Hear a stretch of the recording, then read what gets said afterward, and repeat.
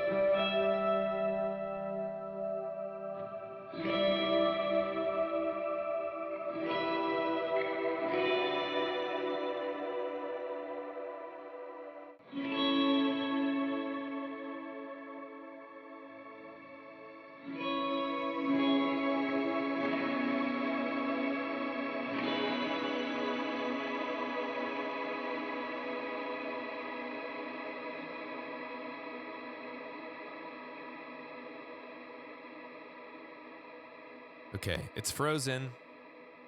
Now we shift. How do we shift? F2? I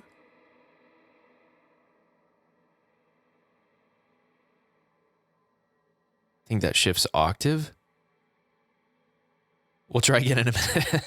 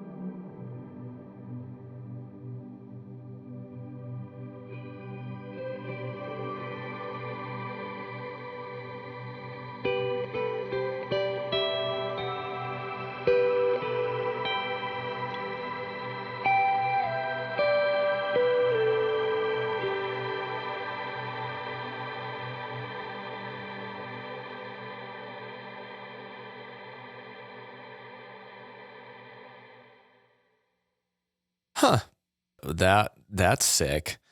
So that was the thing I was looking for. So first of all, F2 on the middle one, air, was the pitch for the overall reverb for the sort of octave generation that it has. And then after that, the actual pitch shift of the freeze is right here. It's literally labeled that on the top. I just kind of missed it there for a second. So tone is diffusion. I mean, we're just going to have to keep playing. There is no way to have, I think, a consistent rhythm with where I'm going to go with this, aside from just showing it off a billion times in a billion different directions. So we're just going to play until we can play no more. Let's turn air off for a second. So air is pitch. No, F2 is pitch for air. Let's just make it like down the middle. Let's go back.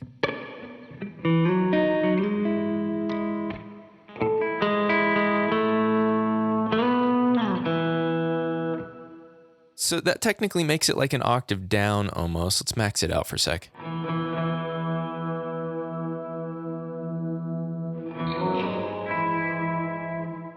That's more of an octave down, down, double octave down. Maybe halfway. What about like a quarter?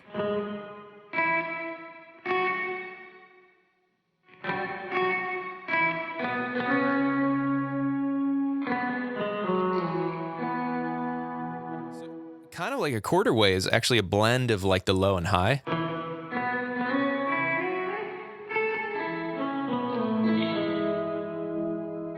Let's just go with high for now. That's fine. And then let's turn air off.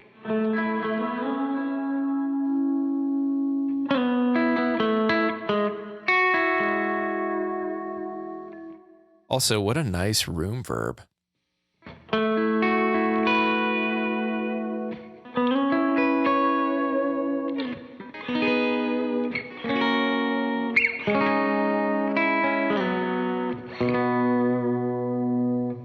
Let's increase the decay.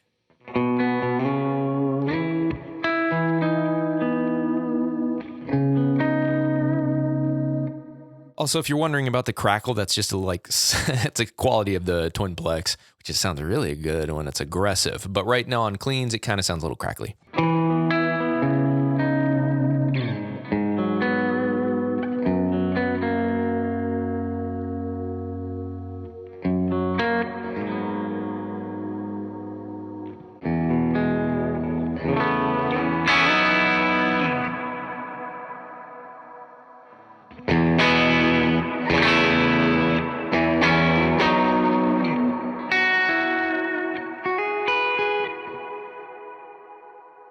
I'm reminded of the pre-delay. Okay, pre-delay is under decay. Let's mess with that for a sec.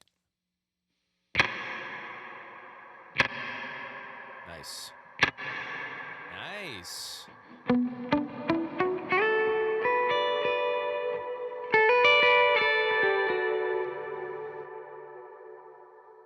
There it is.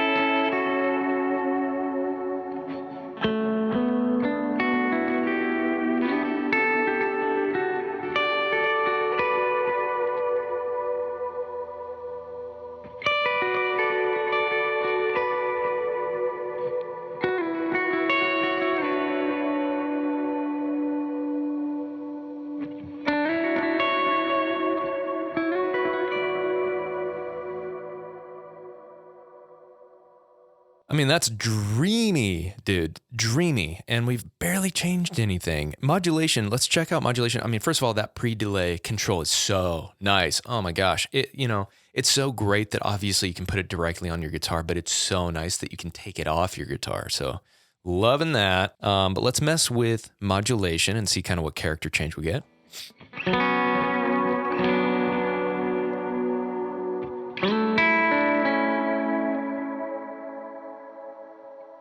All right, absolute minimum.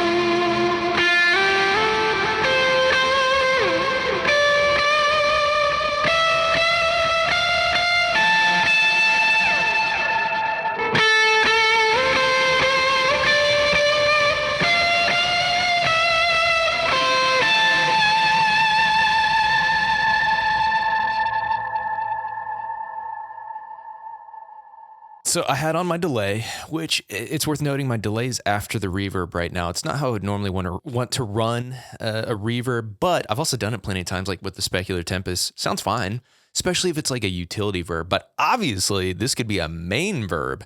Good Lord, that's awesome. The way it bleeds with the high decay into the next note is sick. It's just screaming with my guitar tone. I love it. I had the Expanderus on from Sound of Justice there, which is kind of a kilty type. His take on an Expandora sounds great. And then I boosted it as well. It sounded massive. So let's keep going. That was with the modulation obviously maxed out here. It sounded also dreamy and not just sterile and dead at minimum modulation either.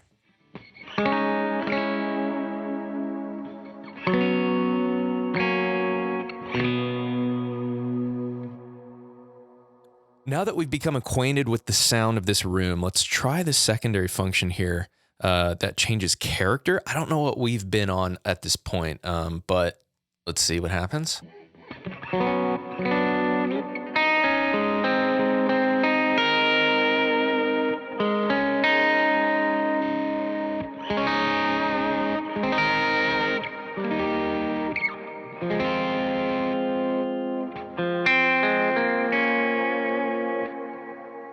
So interesting. So the one all the way to the right is norm.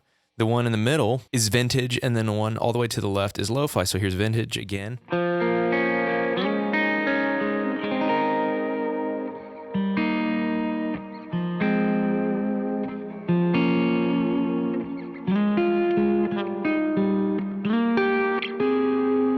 And then lo-fi.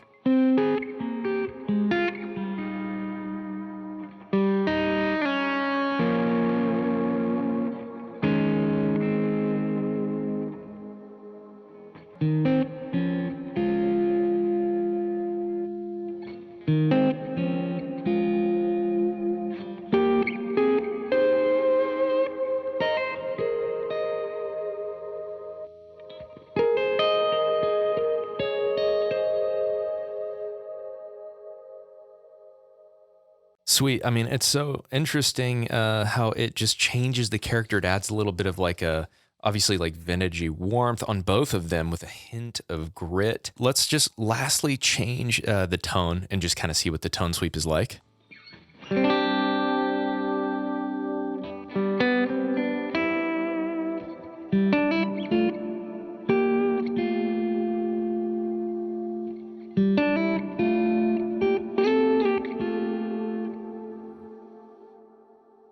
Bro, I can't tell you how nice a warm verb is.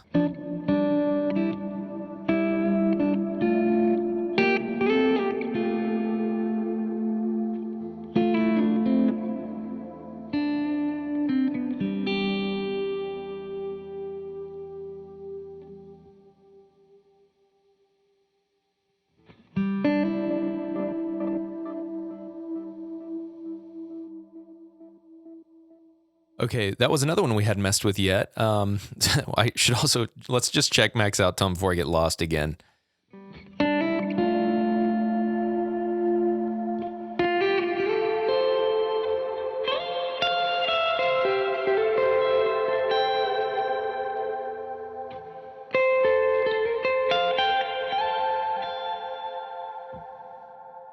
Well, I was over here thinking that the warm sounded the coolest, but God, the harmonic content that comes out when you crank the tone.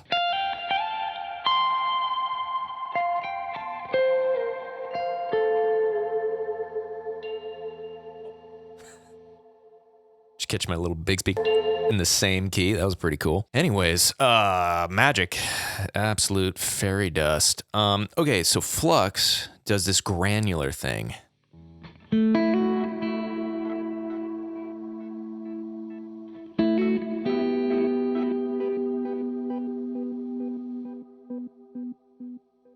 Sick. Okay, so speed on F2. Let's mess with that.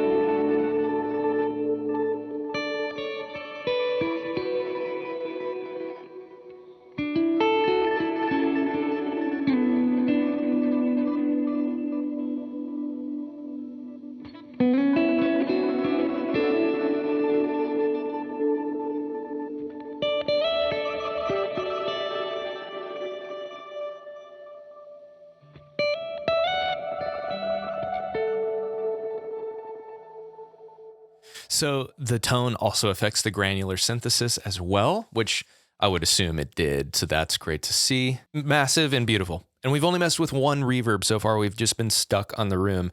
Let's go over to REACTOR now.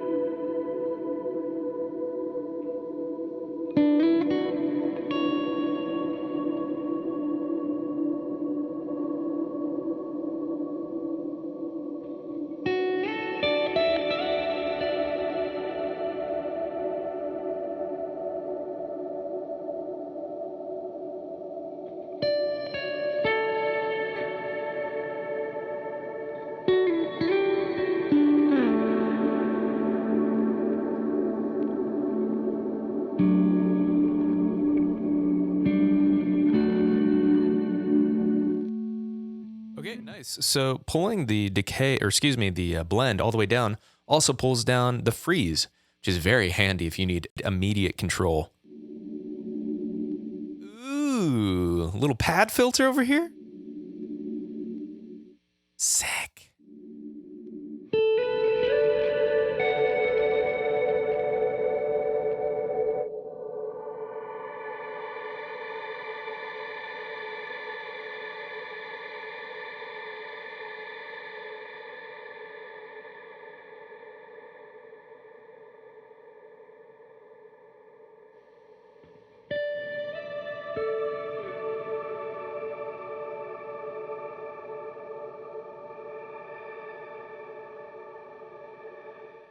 Bro, listen to this.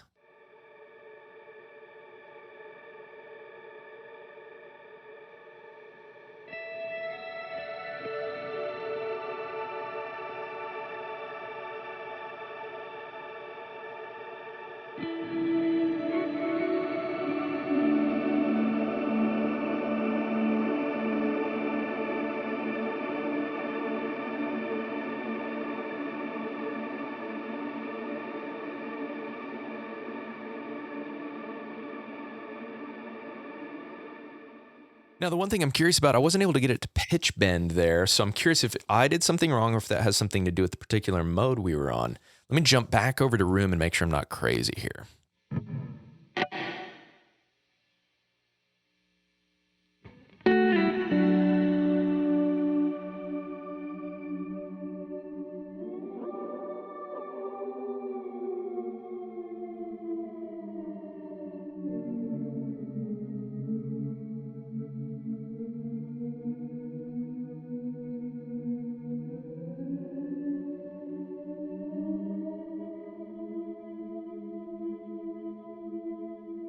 Trying to micro control that is it's really hard, but still very cool.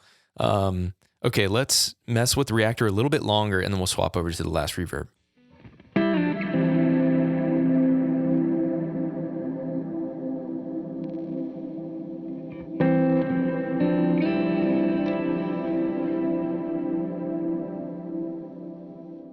It's very like cathedral-esque. It's very charming, very nice sounding.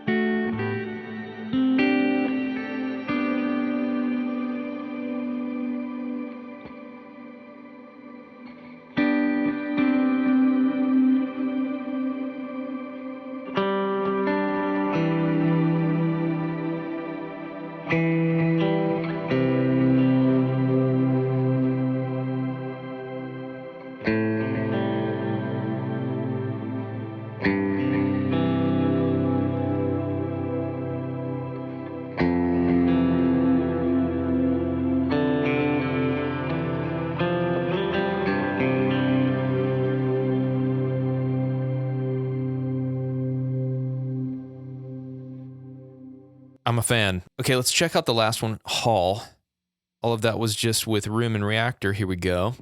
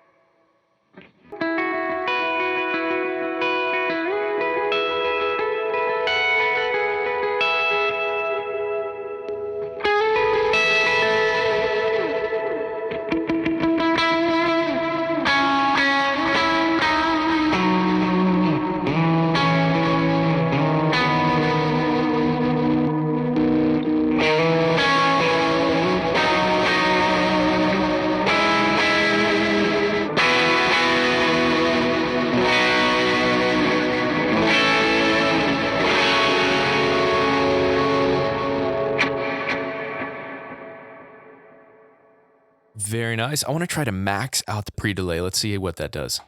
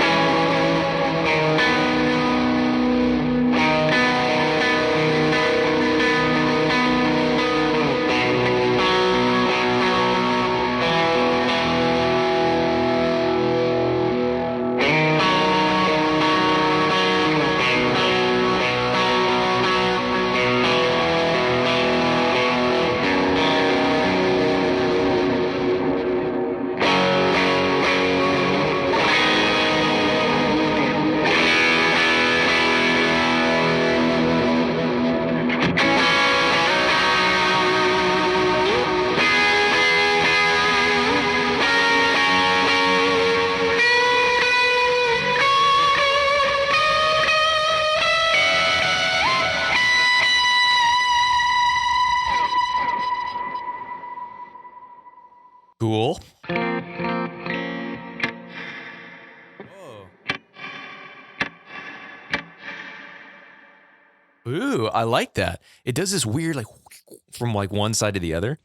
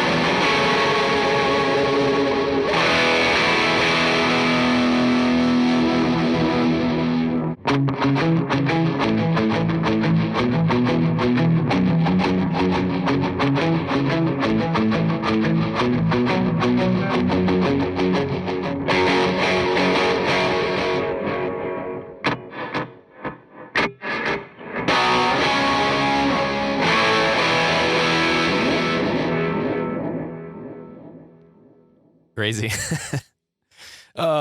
It's such a unique character it has whenever you absolute minimum decay like that and maximum pre-delay. That is a random find that I think sounds sick. Because then otherwise, it's like that.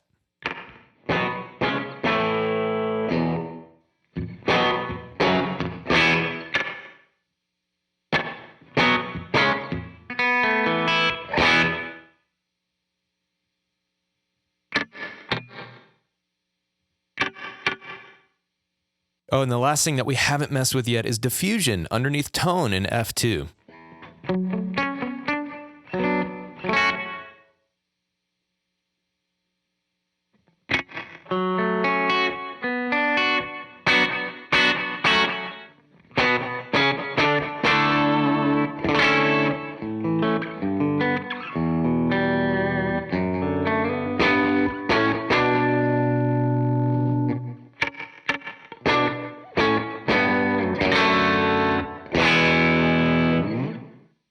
Sick. Let's max it out.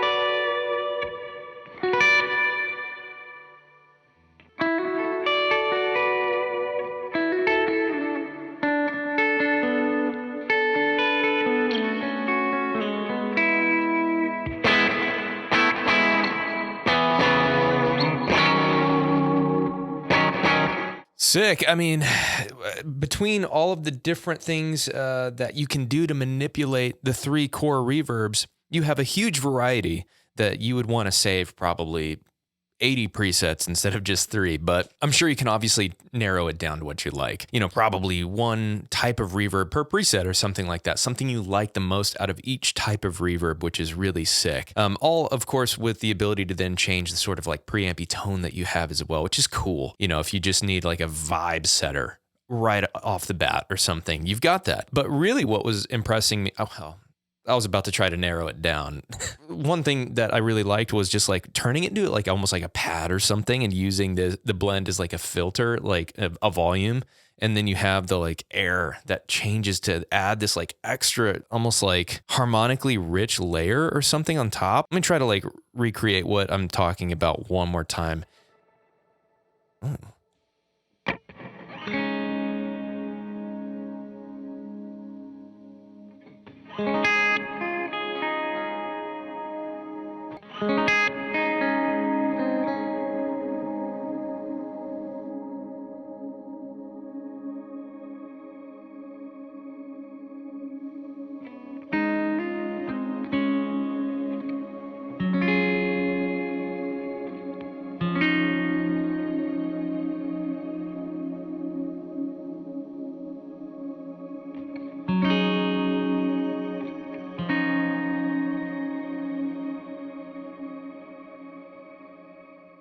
That whole thing is really cool. Like literally you can use air to like turn it up and have it kind of like start to add this like angelic howling, and it's super cool. What was really also cool and worth noting is that while it's frozen, your guitar still has the effect on it as well. Like you're not just kind of stuck to what I think every other pedal does, which is you can do a freeze function and then you play, but your guitar is dry. So this actually keeps the effect on there, which is super cool. I guess the one thing I didn't check is if it's frozen and you change the effect, does the frozen trail persist on the new effect that you change it to, or does your guitar just have the new effect? Let's see.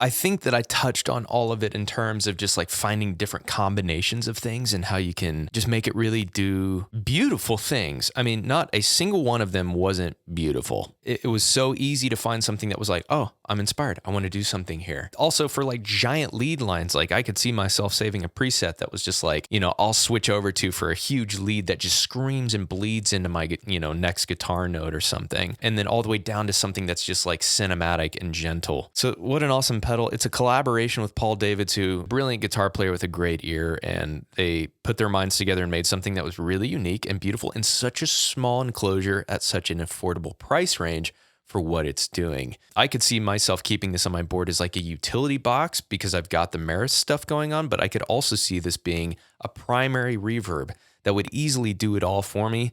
Especially if I connect it to MIDI and then I have like a bunch of extra presets and have the ability to maybe manipulate a couple things with a few different button presses down here, like, open up the top end or make the decay really long when I hold this button or something like that. But it's just a whole vibe and a box, man. So well done, Cornerstone. This thing's awesome.